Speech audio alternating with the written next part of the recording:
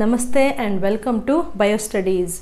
ನಿನ್ನೆ ವಿಡಿಯೋದಲ್ಲಿ ನಾವು basis of animal classification start ಮಾಡಿದ್ದೀವಿ. ಅದರಲ್ಲಿ we have studied the first character based on which we are trying to classify the animal kingdom. ಯಾವುದದು character? Level of classification. I hope you remember. ಈ level of ಕ್ಲಾಸಿಫಿಕೇಷನಲ್ಲಿ ನಾವು arrangement of ಸೆಲ್ಸನ್ನು consider ಮಾಡಿ ಬೇರೆ ಬೇರೆ ರೀತಿಯಾದಂತಹ ಲೆವೆಲ್ಗಳನ್ನು ಡಿವೈಡ್ ಮಾಡಿದ್ವಿ. ಯಾವ್ಯಾವುದು? ಸೆಲ್ಯುಲರ್ ಲೆವೆಲ್ ಆಫ್ ಆರ್ಗನೈಸೇಷನ್, ಅದಾದಮೇಲೆ tissue level of organisation, then organ level of organisation, then organ system level of organisation ಅಂತ ಕಲ್ತಿದ್ವಿ. ಈ ಆರ್ಗನ್ ಸಿಸ್ಟಮ್ ಲೆವೆಲ್ ಆಫ್ ಆರ್ಗನೈಸೇಷನ್ದಲ್ಲಿ ಎರಡು ಸಿಸ್ಟಮ್ನ ಸ್ವಲ್ಪ ಡಿಟೇಲ್ ಆಗಿ ಸ್ಟಡಿ ಮಾಡಿದ್ವಿ. ಯಾವ್ಯಾವುದು? ಒಂದು ಡೈಜೆಸ್ಟಿವ್ ಸಿಸ್ಟಮ್, ಇನ್ನೊಂದು ಸರ್ಕ್ಯುಲೇಟರಿ ಸಿಸ್ಟಮ್. ಡೈಜೆಸ್ಟಿವ್ ಸಿಸ್ಟಮ್ನಲ್ಲಿ incomplete digestive system and complete digestive system ಬಗ್ಗೆ ಕಲ್ತ್ವಿ. ಅದಾದಮೇಲೆ ಸರ್ಕ್ಯುಲೇಟರಿ ಸಿಸ್ಟಮ್ನಲ್ಲಿ open circulatory system and closed circulatory system ಅಂತ ಕಲ್ತಿದ್ವಿ. So this is all about the revision of yesterday's video. ಈ ವಿಡಿಯೋದಲ್ಲಿ ನಾವು ಬೇರೆ ಕೆಲವೊಂದು ಕ್ಯಾರೆಕ್ಟರ್ಗಳನ್ನು ಸ್ಟಡಿ ಮಾಡಿ ಔತರ ಬೇಸಿಸ್ ಮೇಲೆ ನಾವು ಹೆಂಗೆ ಆ್ಯನಿಮಲ್ ಕಿಂಗ್ಡಮ್ನ ಕ್ಲಾಸಿಫೈ ಮಾಡ್ಬೋದು ಅಂತ ಸ್ಟಡಿ ಮಾಡೋಣ. ಓಕೆ, ನಾವು ಇನ್ this video we will take the second character, that is diploblastic and triploblastic nature. ಈ ಡಿಪ್ಲೋಬ್ಲಾಸ್ಟಿಕ್ ಮತ್ತು ಟ್ರಿಪ್ಲೋಬ್ಲಾಸ್ಟಿಕ್ ಅಂದರೆ ಏನು ಅಂತಂದರೆ, ಇಲ್ಲಿ ಒಂದು ವರ್ಡ್ ಬರುತ್ತೆ, ಅದನ್ನು ನಾವು ಜರ್ಮೈನಲ್ ಲೇಯರ್ಸ್ ಅಂತ ಕರಿತೀವಿ, ಅಥವಾ germ layers, germinal layers. Okay, ಏನಪ್ಪ ಇದು ಜರ್ಮೈನಲ್ ಲೇಯರ್ಸ್ ಅಂತಂದರೆ, ನಿನ್ನೆ ನಾವು ನೋಡಿದ್ದೀವಿ, ಅಥವಾ ಜನರಲ್ ಆಗಿ ಒಂದು ಜೀವಿ ಹುಟ್ಕೋಬೇಕು ಅಂದರೆ ಅದು ಝೈಗೋಟಿಂದ, ಯುಗ್ಮಜದಿಂದ ಸ್ಟಾರ್ಟ್ ಆಗುತ್ತೆ. ಯುಗ್ಮಜ ಡಿವಿಷನ್ ಆಗಿ ಅದು ಒಂದು ಎಂಬ್ರಿಯೋನ ಫಾರ್ಮ್ ಮಾಡುತ್ತೆ, ಹೌದಾ? So this embryo it consist of many cells. ಇದು ನಮಗೆ ಗೊತ್ತಿರುವಂಥದ್ದು, ಹೌದಾ?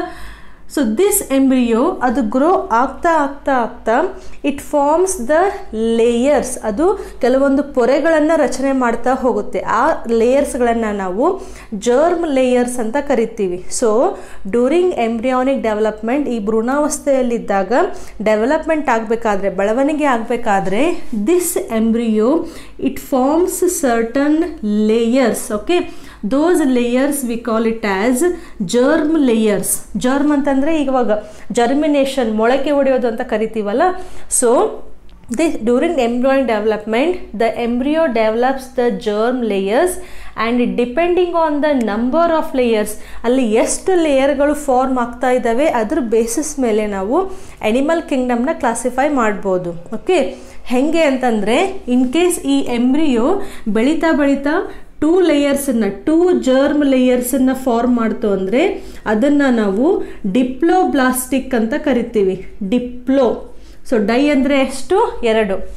ಈ ಎಂಬ್ರಿಯೋ ಬೆಳೀತಾ 3 ಜರ್ಮ್ ಲೇಯರ್ಸನ್ನು ಫಾರ್ಮ್ ಮಾಡ್ತು ಅಂದರೆ ಅದನ್ನು ನಾವು ಟ್ರಿಪ್ಲೋಬ್ಲಾಸ್ಟಿಕ್ ಅಂತ ಕರಿತೀವಿ. ಟ್ರೈ ಅಂದರೆ ಎಷ್ಟು? 3 ಅಂತ ಅರ್ಥ. So based on the number of germ layers we can divide the animal kingdom into triploblastic animals and diploblastic animals. okay, germ layers ಕೆಲವೊಂದು ಬುಕ್ನಲ್ಲಿ ಪ್ರೈಮರಿ ಲೇಯರ್ಸ್ ಅಂತ ಕೊಟ್ಟಿದ್ದಾರೆ, ಕೆಲವೊಂದು ಬುಕ್ನಲ್ಲಿ ಎಂಬ್ರಿಯಾನಿಕ್ ಲೇಯರ್ಸ್ ಅಂತ ಕೊಟ್ಟಿದ್ದಾರೆ. One and the same. Germ layers, germinal layers, primary layers, embryonic layers ಇದೆಲ್ಲವೂ ಒಂದೇ. Okay, so based on the number of germ layers we are dividing the animals into diploblastic animals, okay, and triploblastic animals. Okay, so di ಅಂತಂದರೆ ಇಲ್ಲಿ 2 layers ಇರ್ತವೆ, try ಅಂತಂದರೆ ಇಲ್ಲಿ 3 layers ಇರ್ತವೆ. Okay, ನಾವು ನಿನ್ನೆ ಕಂಪ್ಲೀಟ್ ಡೈಜೆಸ್ಟಿವ್ ಸಿಸ್ಟಮ್ನ ಡ್ರಾ ಮಾಡಬೇಕಾದ್ರೆ ಒಂದು ವರ್ಡನ್ನು ಯೂಸ್ ಮಾಡಿದ್ವಿ, ಟ್ಯೂಬ್ ವಿದಿನ್ ಅ ಟ್ಯೂಬ್. ನೆನಪಿದೆಯಾ ಈ ಟ್ರೈಗ್ರಾಮು? ಸೊ ಒಂದು ಎನಿಮಲ್ ಬಾಡಿನ ತಗೊಂಡ್ರೆ ಈ ಬಾಡಿ ಒಳಗಡೆ ಇನ್ನೊಂದು ಚಿಕ್ಕದಾದಂತಹ ಫುಲ್ ಟ್ಯೂಬ್ ಇರುತ್ತೆ. ಈ ಟ್ಯೂಬನ್ನು ನಾವು ಫುಡ್ ಪೈಪ್, ಎಲಿಮೆಂಟರಿ ಕೆನಲ್ ಅಂತ ಕರೀತಾರೆ. ಈ ಫುಡ್ ಪೈಪಿಗೆ ಒಂದು ಎಂಡಿಗೆ ಮೌತ್ ಇರುತ್ತೆ, ಇನ್ನೊಂದು ಎಂಡಿಗೆ ಏನಸ್ ಇರುತ್ತೆ. ಇದರಲ್ಲಿ ಕಂಪ್ಲೀಟ್ ಡೈಜೆಸ್ಟಿವ್ ಸಿಸ್ಟಮ್ನಲ್ಲಿ. ಓಕೆ, ಯೂಶ್ವಲಿ ನೀವು ಒಂದು ಎನಿಮಲನ್ನು ವರ್ಟಿಕಲ್ ಆಗಿ ಅಲ್ಲ, ಹಾರಿಜಾಂಟಲ್ ಆಗಿ ಕಟ್ ಮಾಡಿದ್ರಿ ಅಂತಂದರೆ ಜನರಲಿ ಅದು ನಿಮಗೆ ಹೆಂಗೆ ಕಾಣಿಸುತ್ತೆ ಅಂತಂದರೆ, ಹೊರಗಡೆಯಿಂದ ಇದೊಂದು ಲೇಯರು, ಹೌದಾ? ಓಕೆ, ಆ್ಯಂಡ್ ಒಳಗಡೆ ಇನ್ನೊಂದು ಟ್ಯೂಬು. ಸೊ ಅದಕ್ಕೆ ಇದನ್ನು ಟ್ಯೂಬ್ ವಿದಿನ್ ಅ ಟ್ಯೂಬ್ ಅಂತ ಕಲ್ತಿದ್ವಿ. ಸೊ ಜಸ್ಟ್ ನೀವು ಇದನ್ನು, ಈ ಎನಿಮಲನ್ನು ಈ ಥರ ಕಟ್ ಮಾಡಿ ನೀವು ನೋಡಿದ್ರಿ ಅಂತಂದರೆ, ಇದು ಒಂದು ಎನಿಮಲ್ಲು, ಇದನ್ನು ಕಟ್ ಮಾಡಿ ನೀವು ಹೀಗೆ ನೋಡಿದರೆ ಈ ಥರ ಕಾಣಿಸುತ್ತೆ. ಒಳಗಡೆ ಒಂದು ಟ್ಯೂಬ್ ಇದೆ. ಯಾವುದಿದು? ಒಳಗಡೆ ಇರುವಂತಹ ಫುಡ್ ಪೈಪು. ಇದು ಹೊರಗಡೆ ಇರುವಂತಹ ಬಾಡಿ ವಾಲ್, ಗೊತ್ತಾಗ್ತಿದೆಯಾ? ಹೊರಗಡೆ ಇರುವಂತಹ ಬಾಡಿ ವಾಲ್ ಇದು ಎಕ್ಸ್ಟರ್ನಲ್ ಲೇಯರ್. ಒಳಗಡೆ ಇದೆಯಲ್ಲ, ಇದನ್ನು ಎಲಿಮೆಂಟರಿ ಕ್ಯಾನಲ್ ಅಂತ ಕರೀತಾರೆ. Alimentary canal. Okay, alimentary canal ಅಂತಂದರೆ ನಮ್ಮ ಡೈಜೆಸ್ಟಿವ್ ಸಿಸ್ಟಮ್ನಲ್ಲಿರುವಂತಹ ಏನು ಪೈಪ್ ಇದೆಯಲ್ಲ, ಅದು ಇಸೋಫೇಗಸ್ ಆಗ್ಬೋದು, ಫ್ಯಾರಿಂಗ್ಸ್ ಆಗ್ಬೋದು, ಪೂರ್ತಿ ಡೈಜೆಷನ್ ಆಗುವಂತಹ ಏನು ಒಂದು ನಾಳ ಇದೆಯಲ್ಲ, ಅದನ್ನು ಎಲಿಮೆಂಟರಿ ಕೆನಲ್ ಅಂತ ಕರಿತೀವಿ. ಸೊ ನೀವು ಕಟ್ ಮಾಡಿದರೆ ಸೆಂಟರ್ನಲ್ಲಿ ನಿಮಗೆ ಈ ಎಲಿಮೆಂಟರಿ ಕೆನಲ್ ಕಾಣಿಸುತ್ತೆ. ಓಕೆ, ಇದೇನು ಒಳಗಡೆ ಇದೆಯಲ್ಲ, ಇದನ್ನು ಎಲಿಮೆಂಟರಿ ಕೆನಲ್ AC ಅಂತ ಬರೆದ್ಬಿಡೋಣ. ಈ ಡಿಪ್ಲೋಬ್ಲಾಸ್ಟಿಕ್ ಎನಿಮಲ್ನಲ್ಲಿ ಏನಾಗುತ್ತೆ, ಡೈ ಅಂದರೆ ಇಲ್ಲಿ 2 ಲೇಯರ್ಸ್ ಇರಬೇಕು, ಹೌದಾ? ಸೊ ಇದು ಮೊದಲನೇ ಲೇಯರು, ಎಲಿಮೆಂಟರಿ ಕೆನಲ್ಲಿಗೆ ಅಟ್ಯಾಚ್ ಆಗಿರುವಂಥದ್ದು ಇದು ಮೊದಲನೇ layer, right? Now this is the first layer. ಅದಾದಮೇಲೆ there will be another layer. ಇಲ್ಲಿ ಹೊರಗಡೆ ಇನ್ನೊಂದು ಲೇಯರ್ ಇರುತ್ತೆ. Just a minute, I will try to draw it fast. Now this is the another layer. The dot ಅಂದರೆ ಏನು? ಇದು nucleus. ಯಾಕೆ nucleus? Because these are the eukaryotic organisms. Eukaryotic ಅಂತಂದರೆ ಅಲ್ಲಿ ನ್ಯೂಕ್ಲಿಯಸನ್ನು ನಾವು ತೋರಿಸಲೇಬೇಕು, ಹೌದಾ? So this is the structure of diploblastic organisms. So ಇಲ್ಲಿ ಒಳಗಡೆ ಒಂದು ಲೇಯರ್ ಇದೆ ಮತ್ತು ಹೊರಗಡೆ ಒಂದು ಲೇಯರ್ ಇದೆ, ರೈಟ್? ನಾವು ದಿಸ್ ಇನ್ನರ್ ಲೇಯರ್, ಒಳಗಡೆ ಇರುವಂತಹ ಲೇಯರನ್ನು ಎಂಡೋಡರ್ಮ್ ಅಂತ ಕರೀತಾರೆ. ಎಂಡೋ ಅಂದರೆ ಏನು? ಒಳಗಡೆ ಅಂತ ಅರ್ಥ. ಡರ್ಮ ಅಂತಂದರೆ ಏನು? ಲೇಯರ್ ಅಂತ ಅರ್ಥ. ಸೊ ಒಳಗಡೆ ಇರುವಂತಹ ಲೇಯರ್ ಯಾವುದು? Endoderm. And outer layer, outer germinal layer, this we call it as ectoderm. So endo ಅಂದರೆ it is the inner layer and ecto ಅಂದರೆ ಇದು ಹೊರಗಡೆ ಇರುವಂತಹ layer. So this is about the diploblastic condition. ನಾವು coming to triploblastic condition. ಇಲ್ಲೇನಾಗುತ್ತೆ, again ನೀವು ಆ್ಯನಿಮಲ್ಸನ್ನು cut ಮಾಡಿ ನೋಡಿದರೆ ಒಳಗಡೆ ಏನಿರಬೇಕು? ಇಲ್ಲಿ ಎಲಿಮೆಂಟರಿ ಕೆನಲ್, ಹೌದಾ? So this is elementary canal. ನಾವು again elementary canal, it is lined by endoderm. So this is the endoderm structure, ಹೌದಾ? ನೆಕ್ಸ್ಟ್ ಈ ಎಂಡೋಡರ್ಮ್ ಆದಮೇಲೆ ಹೊರಗಡೆ ಏನಿರಬೇಕು? ಎಕ್ಟೋಡರ್ಮ್ ಇರಬೇಕು. ಸೊ ಇಲ್ಲಿಯೂ ಕೂಡ ಹೊರಗಡೆ ಎಕ್ಟೋಡರ್ಮ್ ಕಾಣಿಸುತ್ತೆ. ನಾವು this is the ectoderm lining. Okay, ನಾವು what we have to show? We have to show the nucleus, eukaryotic cells. ಸರಿನಾ? ಹಾಗಾದರೆ ಇಲ್ಲಿ ಟ್ರೈ ಅಂತಂದರೆ 3 ಅಂದರೆ ಥರ್ಡ್ ಲೇಯರ್ ಎಲ್ಲಿರುತ್ತೆ ಅಂತಂದರೆ ಈ ಎಕ್ಟೋಡರ್ಮ್ ಮತ್ತು ಎಂಡೋಡರ್ಮ್ ಇದೆಯಲ್ಲ, ಇವೆರಡರದ್ದು ಮಧ್ಯದಲ್ಲಿ ಇನ್ನೊಂದು ಲೇಯರ್ ಇರುತ್ತೆ. ಇದನ್ನು ಮಿಸೋಡರ್ಮ್ ಅಂತ ಕರಿತೀವಿ. So this is the third layer. Okay, so therefore it is called as triploblastic conditions. So triploblastic ಅಂದರೆ ಇಲ್ಲಿ 3 germ layers ಇರಬೇಕು. ಯಾವ್ಯಾವುದು? ಒಂದು ಹೊರಗಡೆ ಇರುವಂಥದ್ದು ಎಕ್ಟೋಡರ್ಮ್, ಒಳಗಡೆ ಇರುವಂತಹದ್ದು endoderm, and in between ectoderm and endoderm we will get another germ layer called as mesoderm. Mesoderm ಅಂದರೆ ಮಿಡಲ್. ಸೊ ಎಮ್ ಅಲ್ಲಿ ಕೂಡ ಮಿಡಲ್ ಇರುತ್ತೆ, ಈ ಎಮ್ ಇರುತ್ತೆ, ಇಲ್ಲಿ ಕೂಡ ಮಿಸೋಡರ್ಮ್ನಲ್ಲಿ ಎಮ್ ಇದೆ. So in case of triploblastic animals, the animal is having 3 germ layers, ectoderm, endoderm and mesoderm. But in case of diploblastic animals, only 2 layers are found. One is ectoderm and one is endoderm.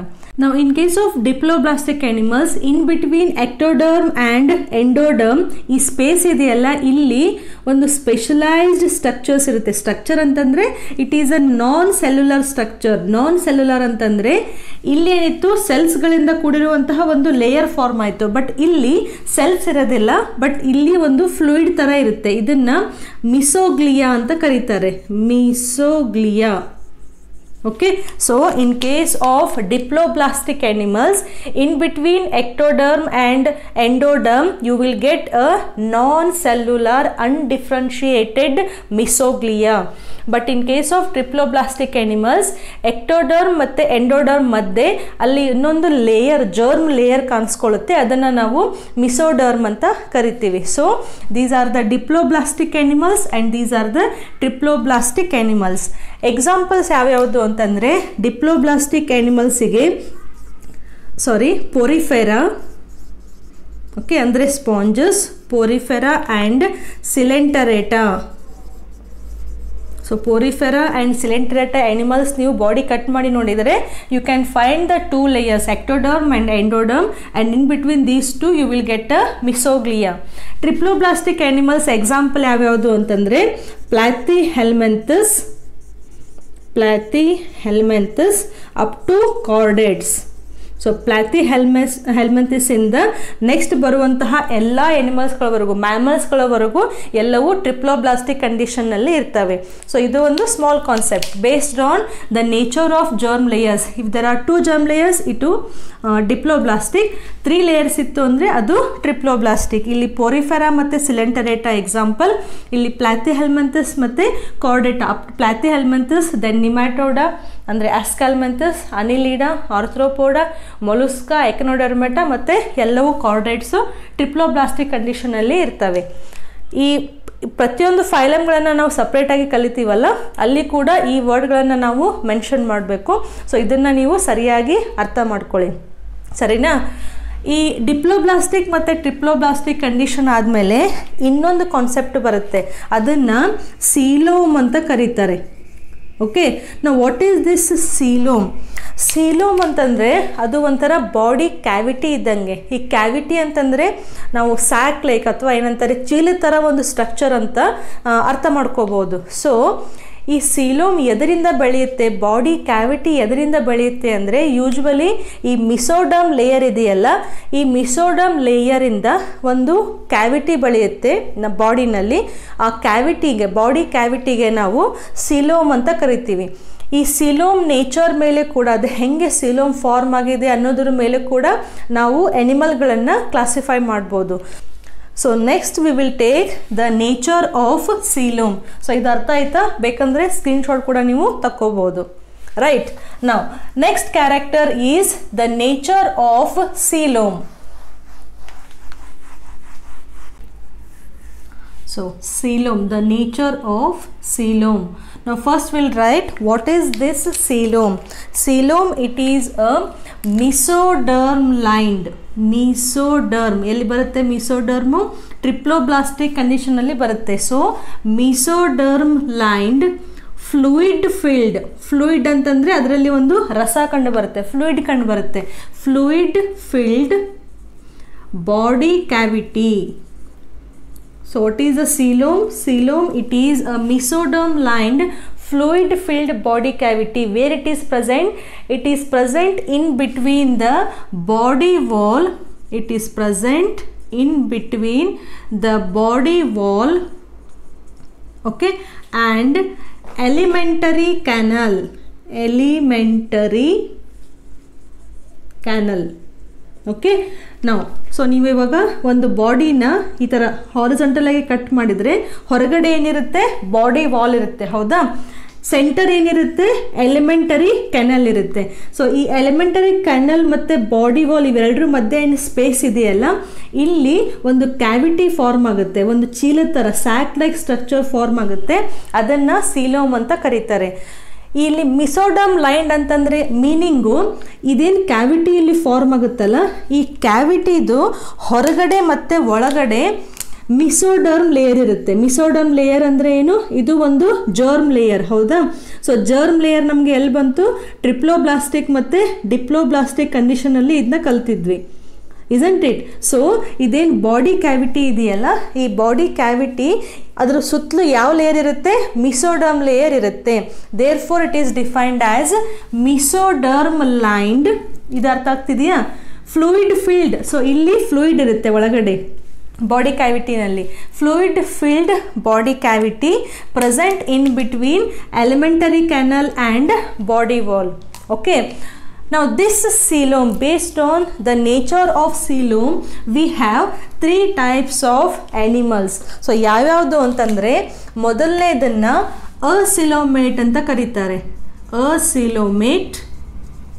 Okay, second one is pseudocoelomate, pseudocoelomate, right, and third one is coelomate. So we have 3 types of animals here: acoelomate, pseudocoelomate and coelomate. acoelomate, ಅಂದರೆ ಏನು, usually ಬಯಾಲಜಿನಲ್ಲಿ ಎಲ್ಲೆಲ್ಲಿ ಅಂತ ಬರುತ್ತಲ್ಲ word, ಅಂತಂದರೆ absent ಅಂತ ಅರ್ಥ. So what is absent here? coelom is absent here. So the animals in which there is no body cavity, in which there is no formation of a coelom, such animals are called as acoelomate. Coelom is absent here. So ನೀವು ಇದನ್ನ structure ನೋಡಿದರೆ, ಇದು body wall, ಹೌದಾ, ಒಳಗಡೆ ಏನು elementary canal. Along with me even you can practise the diagram. Elementary ಕೆನಲ್ಗೆ ಯಾವ lining ಇರುತ್ತೆ? ಎಂಡೋಡರ್ಮ್ ಇರುತ್ತೆ, ಹೌದಾ. So this is endoderm. ಹೊರಗಡೆ ಯಾವ ಲೇಯರ್ ಇರುತ್ತೆ? ಎಕ್ಟೋಡರ್ಮ್ ಇರುತ್ತೆ.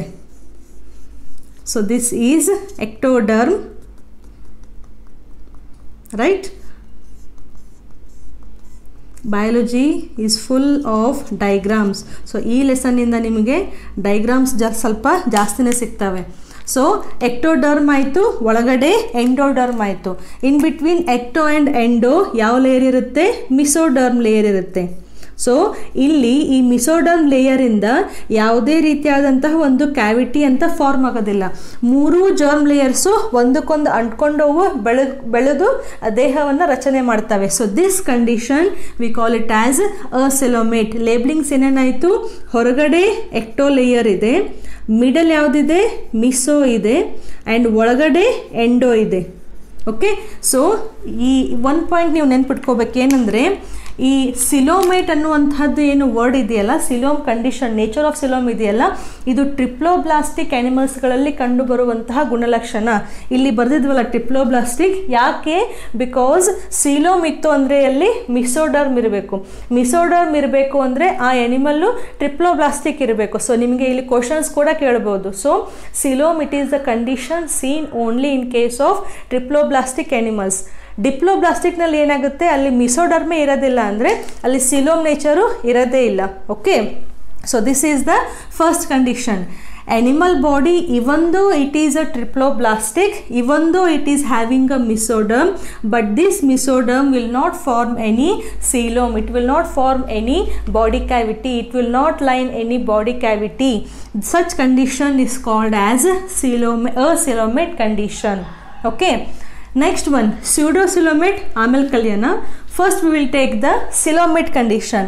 ಇಲ್ಲೇನಾಗುತ್ತೆ ಅಂದರೆ, again we will take the structure. Now this is the body wall, ಹೊರಗಡೆ ಇರುವಂಥದ್ದು.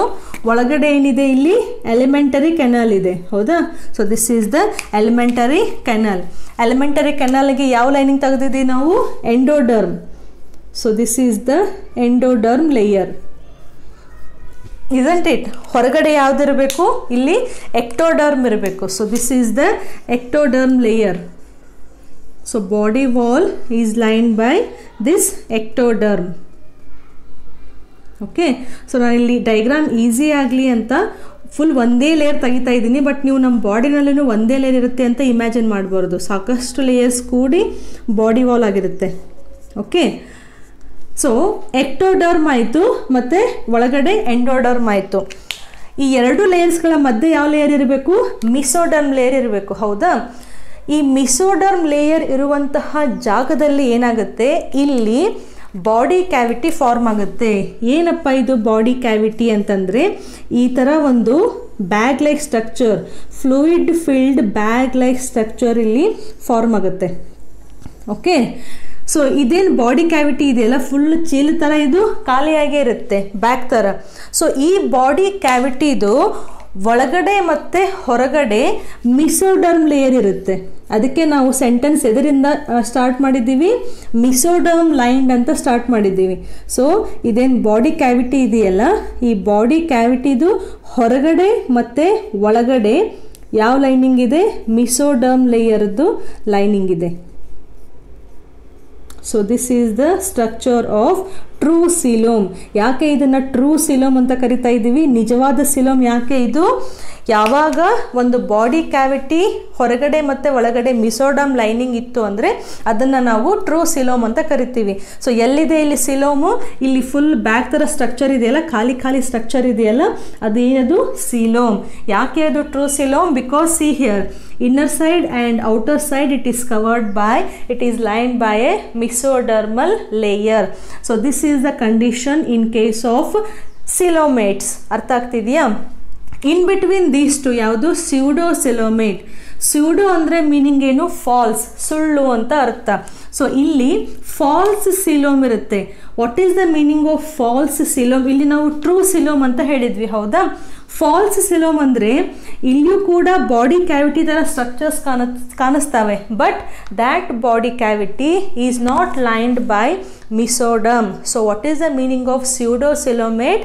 Body cavity is not lined by mesoderm. That condition we call it as pseudocoelomate. ಅದನ್ನು draw ಮಾಡಿಬಿಡೋಣ. So this is the body wall. ಮಧ್ಯೆ ಏನಿರಬೇಕು ಇಲ್ಲಿ, what is this structure? Alimentary canal. Alimentary canal lined by which germ layer? ಒಳಗಡೆ ಇತ್ತು ಅಂದರೆ ಯಾವ layer ಇದು, ಎಂಡೋಡರ್ಮ್. ಹೊರಗಡೆ ಯಾವುದು ಡ್ರಾ ಮಾಡಬೇಕು, ectoderm we have to draw. So body wall is lined by ectoderm. ಹೌದಾ? Now this is the nucleus. You can show few more cells. ಸರಿನಾ? ಸೊ ಎಕ್ಟೋಡರ್ಮ್ ಆಯಿತು ಮತ್ತು ಎಂಡೋಡರ್ಮ್ ಆಯಿತು. ಒಳಗಡೆ ಇಲ್ಲಿ ಏನು ಡ್ರಾ ಮಾಡಬೇಕು ನಾವು, ಮಿಸೋಡರ್ಮನ್ನು ಡ್ರಾ ಮಾಡಬೇಕು. ಬಟ್ ಈ ಮಿಸೋಡರ್ಮ್ ಲೇಯರ್ ಇರುವಂತಹ ಜಾಗದಲ್ಲಿ ನಿಮಗೆ ಕೆಲವೊಂದು ಪೌಚ್ ಥರ ಸ್ಟ್ರಕ್ಚರ್ಸ್ ಕಾಣ್ತವೆ. ಅಂದರೆ ಬಾಡಿ ಕ್ಯಾವಿಟಿ ಕಂಟಿನ್ಯೂಯಸ್ ಆಗದೇನೆ ಈ ಥರ ರೌಂಡ್ ಆಗಿ sac like structures. Okay, so ಇಲ್ಲಿ ಸ್ಕ್ಯಾಟರ್ಡ್ ಆಗಿರ್ತವೆ ಅಂದರೆ ಅವು ಹರಡಿಕೊಂಡು ಇರ್ತವೆ. ಓಕೆ, ಇವೇನು ಸ್ಟ್ರಕ್ಚರ್ಸ್ ಇದಾವಲ್ಲ, ಇವೊಂದು they look like a body cavity. ಇಲ್ಲಿ ಯಾವುದೇ ರೀತಿಯಾದಂತಹ ಮಿಸೋಡರ್ಮಲ್ ಲೈನಿಂಗ್ ಅಂತ ಇರೋದಿಲ್ಲ. ಮಿಸೋಡರ್ಮ್ ಲೇಯರ್ ಇರುತ್ತೆ, ಬಟ್ ಆ ಲೇಯರು ಈ ಬಾಡಿ ಕ್ಯಾವಿಟಿ ನಾವು ಲೈನ್ ಮಾಡಲ್ಲ. ಸೊ ಮಿಸೋಡರ್ಮ್ ಲೇಯರ್ ಇಲ್ಲೂ ಇದೆ, because these are the triploblastic animals. Mesoderm ಇರುತ್ತೆ, but these body cavity they are not covered by mesoderm. ಅದಕ್ಕೆ ಅದನ್ನು ನಾವು ಫಾಲ್ಸ್, ಸುಳ್ಳು ರೀತಿಯಾದಂತಹ ಸಿಲೋಮ್ ಅಂತ ಕರಿತೀವಿ. ಸೊ ಇಲ್ಲಿ ನಿಮಗೆ ಏನು ತಿಳ್ಕೋಬೇಕು, in case of pseudocoelomate there is a presence of ectoderm, endoderm and mesoderm, but the scattered pouch like body cavity, it is not lined by mesoderm. Therefore that condition we call it as pseudocoelomate condition. ಅರ್ಥ ಆಗ್ತಿದೆಯಾ? So ಈ ಮೂರು ಸ್ಟ್ರಕ್ಚರನ್ನು ನೀವು ನೋಡಿದರೆ clear ಆಗಿ ನಿಮಗೆ ಅರ್ಥ ಆಗುತ್ತೆ. ಇಲ್ಲಿ ನೋಡಿ, ಇಲ್ಲೇನು ಬಾಡಿ ಕ್ಯಾವಿಟಿ ಇದೆಯಲ್ಲ, ಇದು ಮಿಸೋಡರ್ಮಲ್ ಇನ್ ಒರಿಜಿನ್. ಹಾಗಾದರೆ ಇಲ್ಲೇನು ಪೌಚ್ ಬೆಳೀತಲ್ಲ ಬಾಡಿ ಕ್ಯಾವಿಟಿ, ಇದು ಎಲ್ಲಿಂದ ಬೆಳೀತು ಅಂತಂದರೆ ಇಲ್ಲಿ ಬರುವಂತಹ ಎನಿಮಲ್ಸ್ ಏನು ಎಂಬ್ರಿಯಾನಿಕ್ ಸ್ಟೇಜಸ್ನಲ್ಲಿ ಇರ್ತಾವಲ್ಲ, ಡ್ಯೂರಿಂಗ್ ದ್ಯಾಟ್ ಎಂಬ್ರಿಯಾನಿಕ್ ಸ್ಟೇಜ್, ಇದನ್ನ ಅರ್ಥ ಮಾಡ್ಕೊಳ್ಳಿ, ಇದು ಒಂದು ಎಂಬ್ರಿಯೋ, ಹೌದಾ? ಈ ಎಂಬ್ರಿಯೋ ಬೆಳೀತಾ ಈ ಎಂಬ್ರಿಯೋದಲ್ಲಿ ಒಂದು ಕ್ಯಾವಿಟಿ ಫಾರ್ಮ್ ಆಗುತ್ತೆ. ಓಕೆ, ಸೊ ಫುಲ್ ಕನ್ಫ್ಯೂಸ್ ಮಾಡ್ಕೋಬೇಡಿ, ಕ್ಲಿಯರ್ ಆಗಿ. ಇಲ್ಲಿ ಬಾಡಿ ಕ್ಯಾವಿಟಿ ಮಿಸೋಡರ್ಮ್ ಲೇಯರಿಂದ ಫಾರ್ಮ್ ಆಯಿತು, ಹೌದಾ? ಇಲ್ಲೇನಾಗುತ್ತೆ, ಎಂಬ್ರಿಯೋ ಬೆಳೀತಿರ್ಬೇಕಾದ್ರೆ ಈ ಎಂಬ್ರಿಯೋ ಒಳಗಡೆ ಒಂದು ಕ್ಯಾವಿಟಿ, ಒಂದು ಖಾಲಿ ಜಾಗ ಅಥವಾ ಒಂದು ಸ್ಯಾಕ್ ಲೈಕ್ ಸ್ಟ್ರಕ್ಚರ್ ಫಾರ್ಮ್ ಆಗುತ್ತೆ. ಇದನ್ನು ಬ್ಲಾಸ್ಟೋಸೀಲ್ ಅಂತ ಕರೀತಾರೆ. Wait, I will write with a different one. So ಇದನ್ನು ಬ್ಲಾಸ್ಟೋಸೀಲ್ ಅಗೇನ್ ಇಲ್ಲಿ ಸೀಲೋಮ್ ಬದಲಿ ಸೀಲ್ ಅಂತ ಇದೆ. ಯೂಶ್ವಲಿ ಸೀಲ್ ಅಂದರೆ ಕ್ಯಾವಿಟಿ ಅಂತ ಅರ್ಥ. So now this is the cavity. Blastocyst is a cavity formed inside the embryo. ಈ ಬ್ಲಾಸ್ಟೋಸಿಲ್ ಇರುವಂಥದ್ದು ಮುಂದೆ ಅದು ಪೂರ್ತಿ ಈ ಥರ ಚದರಿಸ್ಕೊಂಡು ಈ ಥರ ಪೌಚಸ್ ಥರ ಸ್ಟ್ರಕ್ಚರನ್ನು ಫಾರ್ಮ್ ಮಾಡುತ್ತೆ. ಅದನ್ನೇ ನಾವಿಲ್ಲಿ ಸ್ಯೂಡೋಸಿಲೋಮೇಟ್ ಕಂಡೀಷನಲ್ಲಿ ಕಾಣ್ಬೋದು. ಬಟ್ ಇಲ್ಲೇನು ಕ್ಯಾವಿಟಿ ಆಯ್ತಲ್ಲ, ಇದು ಮಿಸೋಡರ್ಮಿಂದ ಫಾರ್ಮ್ ಆಗಿರುವಂತಹ ಟ್ರೂ ಕ್ಯಾವಿಟಿ. ಗೊತ್ತಾಗ್ತಿದೆಯಾ? So you can remember from where you can find the body cavity in case of pseudocoelomate condition. Pseudocoelomate condition ನಲ್ಲಿ ಬ್ಲಾಸ್ಟೋಸಿಲ್ ಅನ್ನುವಂತಹ ಒಂದು ಸ್ಟ್ರಕ್ಚರ್ನಿಂದ ಈ ಥರ ಪೌಚ್ ಲೈಕ್ ಸ್ಟ್ರಕ್ಚರ್ ಫಾರ್ಮ್ ಆಗ್ತವೆ. ಬ್ಲಾಸ್ಟೋಸಿಲ್ ಎಲ್ಲಿರುತ್ತೆ, ಈ ಎನಿಮಲ್ಸ್ಗಳ ಎಂಬ್ರಿಯಾನಿಕ್ ಸ್ಟೇಜಸ್ನಲ್ಲಿ ಅದು ಬೆಳೆಯುತ್ತೆ. ಅದೇ ಮುಂದೆ ಈ ಥರ ಪೌಚ್ ಲೈಕ್ ಸ್ಟ್ರಕ್ಚರನ್ನು ಫಾರ್ಮ್ ಮಾಡುತ್ತೆ. So this is the 3 different types of animals based on the nature of coelom. Examples ಯಾವ್ಯಾವುದು ಅಂತಂದರೆ, acoelomate condition example Platyhelminthes. Okay, ಹೆಂಗೆ ನೆನ್ಪಿಟ್ಕೋಬೇಕು ಎಕ್ಸಾಂಪಲ್ಸ್ ಅಂದರೆ, ಪ್ಲಾಥಿಹೆಲ್ಮಿಂಥಸ್ ಆದಮೇಲೆ ನೆಕ್ಸ್ಟ್ ಯಾವ್ದು ಬರುತ್ತೆ, ಎಸ್ಕ್ಯಾಲ್ಮೆಂಥಸ್ ಅಂದರೆ ನಿಮ್ಯಾಟೋಡಾ. ಹೌದಾ? ನಿಮ್ಯಾಟೋಡಾ ಆದಮೇಲೆ ನೆಕ್ಸ್ಟ್ ಯಾವ್ದು ಬರುತ್ತೆ, ಎನಿಲಿಡಾ. ಸೊ ಎನಿಲಿಡಾ, ಆರ್ಥ್ರೋಪೋಡಾ, ನೆಕ್ಸ್ಟ್ ಬರುವಂತಹ ಎಲ್ಲ animals till chordates. Okay, so these are the 3 different types of the animals based on the nature of coelom. Acoelomate completely coelom irade illa. Pseudocoelomate, the body cavity is not lined by mesoderm, and true coelomates the cavity is lined by mesoderm. Okay, ಇವಾಗ ಈ germ layers ಮತ್ತು ಸಿಲೋಮ್ದು function ಏನು ಅಂತ text ಬುಕ್ಕಲ್ಲಿ ಕೊಟ್ಟಿಲ್ಲ, but very very important. Germ layers ಏನು ಮಾಡ್ತವೆ, ಯಾಕೆ ಜರ್ಮ್ ಲೇಯರ್ಸ್ ಹುಟ್ಕೋತಾ ಇದ್ದಾವೆ ಅಂತಂದರೆ, ಈ ಜರ್ಮ್ ಲೇಯರ್ಸು ಅದೇನು ಎಂಬ್ರಿಯೋ ಇದೆಯಲ್ಲ, ಅದು ಎಂಬ್ರಿಯೋ ಬೆಳೀತಾ these germ layers they form the different structures, different parts, different tissues in our body. For example, ಇವಾಗ ಎಕ್ಟೋಡರ್ಮ್ ಇದೆಯಲ್ಲ, ಎಕ್ಟೋಡರ್ಮ್ ನಮ್ಮ ಬಾಡಿನಲ್ಲಿ ಏನನ್ನ ಫಾರ್ಮ್ ಮಾಡಿದೆ, ನೀವು ಐ ತಗೊಂಡ್ರೆ ಹೊರಗಡೆ ಒಂದು ಲೆನ್ಸ್ ಅಂತ ಬರಿತೀವಲ್ಲ ನಾವು, ಈ ಐನಲ್ಲಿ ಏನು ಲೆನ್ಸ್ ಇರುತ್ತಲ್ಲ, ಆ ಲೆನ್ಸ್ ಎಲ್ಲಿಂದ ಬಂತು ಅಂತಂದರೆ ಈ ಎಕ್ಟೋಡರ್ಮ್ ಲೇಯರಿಂದ ಬೆಳೆಯುತ್ತೆ. ಮಿಸೋಡರ್ಮ್ ತಗೊಂಡ್ರೆ ನಮ್ಮ ಬಾಡಿನಲ್ಲಿ ಸ್ನಾಯುಗಳಿದಾವಲ್ಲ, ಮಸಲ್ಸ್ ಇದಾವಲ್ಲ, so these muscles have been derived from mesoderm. Endoderm ತಗೊಂಡ್ರೆ ನೀವು ಪ್ಯಾಂಕ್ರಿಯಾಸ್ ತಗೊಳ್ಳಿ ಅಥವಾ ಬೇರೆ ಯಾವುದೋ ಆರ್ಗನ್ಸ್ ತಗೊಂಡ್ರೆ, now some organs they develop from endoderm. So embryonic development ಆಗಬೇಕಾದ್ರೆ these germ layers they develop from the embryo, and these germ layers form different organs, different structures in our body. So ಇವೇ germ layers ಮುಂದೆ ನಮಗೆ ಸಾಕಷ್ಟು ಅಂಗಗಳನ್ನು, ಅಂಗಾಂಶಗಳನ್ನು, ಅಂಗವ್ಯವಸ್ಥೆಗಳನ್ನು ರಚನೆ ಮಾಡೋದರಲ್ಲಿ help ಮಾಡ್ತವೆ. Okay, ಹಾಗಾದರೆ ಈ ಸಿಲೋಮದ್ದು ನೆಕ್ಸ್ಟ್ ಫಂಕ್ಷನ್ ಏನಾಯಿತು ಅಂದರೆ, ಇವೇನು ಜರ್ಮ್ ಲೇಯರ್ಸ್ ಎಲ್ಲ ಸ್ಟ್ರಕ್ಚರನ್ನು ಫಾರ್ಮ್ ಮಾಡ್ತಾವಲ್ಲ, ಆರ್ಗನ್ಸ್ಗಳನ್ನು ಫಾರ್ಮ್ ಮಾಡ್ತಾವಲ್ಲ, ಆ ಆರ್ಗನ್ಸದ ಸುತ್ತಲೂ ಈ ಸಿಲೋಮ್ ಏನಿದೆಯಲ್ಲ, ಬಾಡಿ ಕ್ಯಾವಿಟಿ ಏನಿದೆಯಲ್ಲ, ಇದು ಫಾರ್ಮ್ ಆಗ್ತಾ ಹೋಗುತ್ತೆ. ಇವಾಗ ಇದು ಒಂದು ಹಾರ್ಟ್ ಅಂತ ತಿಳ್ಕೊಳ್ಳಿ. ಓಕೆ, ಸೊ ಜರ್ಮ್ ಲೇಯರಿಂದ ಹಾರ್ಟ್ ಬೆಳೆದಿದೆ. ಈ ಹಾರ್ಟು ಕಂಟಿನ್ಯೂಸ್ ಆಗಿ ಹೀಗೆ ಪಂಪ್ ಆಗ್ತಾ ಇರುತ್ತೆ, ಅಂದರೆ ಅದರ ಸೈಜು ದೊಡ್ಡದಾಗಿ ಮತ್ತು ಚಿಕ್ಕದಾಗ್ತಾ ಇರುತ್ತೆ. ಹೌದಾ? ಸೊ ಇದು ಸೈಜ್ ಚೇಂಜ್ ಆಗ್ತಾ ಇರಬೇಕಾದ್ರೆ ಹಾರ್ಟದ್ದು ಪಕ್ಕದಲ್ಲಿರುವಂತಹ ಆರ್ಗನ್ನಿಗೆ ಅದು ಡಿಸ್ಟರ್ಬ್ ಮಾಡ್ಬೋದು. ಅರ್ಥ ಆಗ್ತಿದೆಯಾ? ಬಟ್ ಅದನ್ನು ಪ್ರಿವೆಂಟ್ ಮಾಡಲಿಕ್ಕೆ ನಮ್ಮ ಬಾಡಿ ಎಷ್ಟು ಸಿಸ್ಟಮೆಟಿಕ್ ಆಗಿ ಅರೇಂಜ್ ಆಗಿದೆ ಅಂದರೆ, ಈ ಹಾರ್ಟಿಗೆ ಹೊರಗಡೆ ಸಿಲೋಮ್ ಇರುತ್ತೆ. ಸಿಲೋಮ್ ಅಂದರೆ ಸಿಲೋಮಿಕ್ ಫ್ಲೂಯಿಡ್ಡು ಇರುತ್ತೆ. ಹೌದಾ?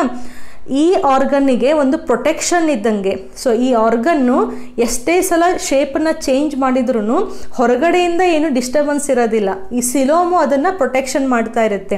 ಅದೇ ರೀತಿ ಈ ನಾವು ಬಾಡಿ ಎಲ್ಲ ಆರ್ಗನ್ಸ್ಗಳಲ್ಲೂ, ಎಲ್ಲ ಆರ್ಗನ್ಸ್ಗಳಿಗೂ ಈ ಸಿಲೋಮ್ ಕವರ್ ಮಾಡಿ ಪ್ರೊಟೆಕ್ಷನ್ ಕೊಡ್ತಾ ಇರುತ್ತೆ. So that is the main function of coelom, to protect the organs. Second one, ಈ ಸಿಲೋಮಿಕ್ ಫ್ಲೂಯಿಡ್ ಇರುತ್ತಲ್ಲ, this coelomic fluid this helps in providing the nutrition.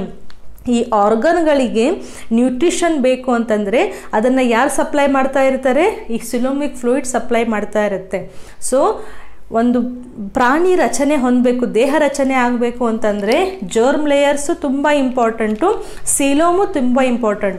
Germ layers it forms many structures, many organs inside the animal body, and this coelomic fluid or coelom it protect those organs which are developed from the germ layers. It may be ectoderm, endoderm, mesoderm. ಎಕ್ಟೋಡರ್ಮ್ಗಳಿಂದ ಕೆಲವೊಂದು structures, nervous system, ಬೇರೆ ಬೇರೆ organs develop ಆಗ್ತವೆ. ಮಿಸೋಡರ್ಮಿಂದ ಬೇರೆ ಬೇರೆ organs develop ಆಗ್ತವೆ. ಎಂಡೋಡರ್ಮಿಂದ ಬೇರೆ ಬೇರೆ ಆರ್ಗನ್ಸು ಡೆವಲಪ್ ಆಗ್ತವೆ. Okay, so in this video we have studied the 2 characters. ಮೊದಲನೇದು ಯಾವುದು? Diploblastic condition and triploblastic condition. ಅದಾದಮೇಲೆ ದ ನೇಚರ್ ಆಫ್ ಸಿಲೋಮ್, ಇದನ್ನು ನೀವು ಸ್ಕ್ರೀನ್ಶಾಟ್ ತಗೋಬೋದು. ಸೊ acoelomate, pseudocoelomate and coelomate condition ಎಕ್ಸಾಂಪಲ್ಸನ್ನು ನೀವು ನೆನ್ಪಿಟ್ಕೋಬೇಕು. Okay, so far we have covered 3 characters. In yesterday's video we have studied the level of organization. ಇವತ್ತಿನ ವಿಡಿಯೋದಲ್ಲಿ ಡಿಪ್ಲೋಬ್ಲಾಸ್ಟಿಕ್ ಆ್ಯಂಡ್ ಟ್ರಿಪ್ಲೋಬ್ಲಾಸ್ಟಿಕ್ ಕಂಡೀಷನ್, ಅದಾದಮೇಲೆ ದ ನೇಚರ್ ಆಫ್ ಸಿಲೋಮ್. ನೆಕ್ಸ್ಟ್ ವಿಡಿಯೋದಲ್ಲಿ remaining 3 characters ಯಾವ್ಯಾವುದು? ಒಂದು body symmetry, segmentation and notochord. ಇದು 3 characters complete ಆಯಿತು ಅಂದರೆ we can start with the Porifera. Okay, so will meet again in the next video with a new topic of body symmetry. Till then, stay safe and practice all these structures. Thank you for watching.